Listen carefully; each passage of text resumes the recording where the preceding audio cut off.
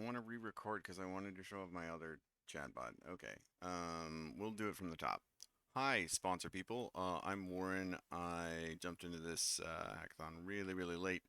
So I basically just finished like processing the information in the kit. But some of it was very cool and like related to stuff I'm working on anyway. So maybe I'll do some cool stuff during the week, and then yeah, if you guys have like end up wanting things built that you didn't see built with this hackathon, feel free to get in touch. I'm Yikes basically everywhere. Um, but the start that I got is the idea was to tackle the no code UI by using Vercel's generative UI modules in the Vercel AI SDK.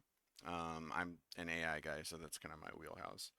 Um, and the basically the idea was to for like on that Accurast console, if I can find it in my bazillion tabs here, on the Accurast console, it looked to me like basically the thing that we wanted to no code is whatever this is, and then I couldn't quite see a way how to like configure this part and then send it to Accurast programmatically.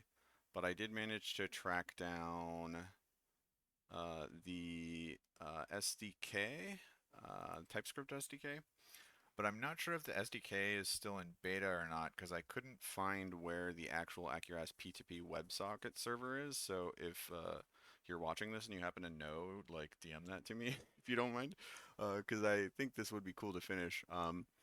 But the general idea is to make a chatbot that the user can submit, like they can just submit in natural language the kind of cloud request they'd like to make, and then in response, the chatbot will generate a UI component so they can monitor that job. So I guess I just wanted to like basically it doesn't work, but I will show the non-worky parts of it, and then maybe it'll work in the future if I keep working on it. We'll see. I'd like to create an Accurast job to do cool AI stuff because ran out of money on AWS. Um, So you can see over in my terminal that I'm getting errors related to that WebSocket. Just got a 200 response, but that's because I just left it as example because I couldn't find where the WebSocket was. But I'm sure I will at some point in the future. Just to be thorough, I already submitted this thing as another submission, a separate submission technically, but I used a bot to help me make this happen. And this bot has documentation. If it loads, once it loads, I think my internet is not pleased with me at the moment.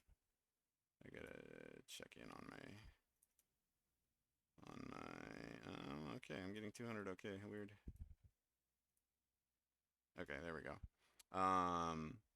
Yeah, so this has a bunch of documentation from all the sponsors. It's got the Substrate developer docs, the Polkadot SDK docs, um, the some docs of another Substrate project that I'm working with, and then the Accurast docs in it as well. So I basically had this little guy carry me through the little thing that I did. Um, but just wanted to. Oh wait, is that? Oh, okay. Sorry. This is actually what I was supposed to be showing off. My mistake. Yeah, so documents here, all types, substrate, etc., etc., and then yeah, I set this guy up to carry me. Usually I like to set these up and then provide them to everybody at the hackathon just because it makes everybody super fast.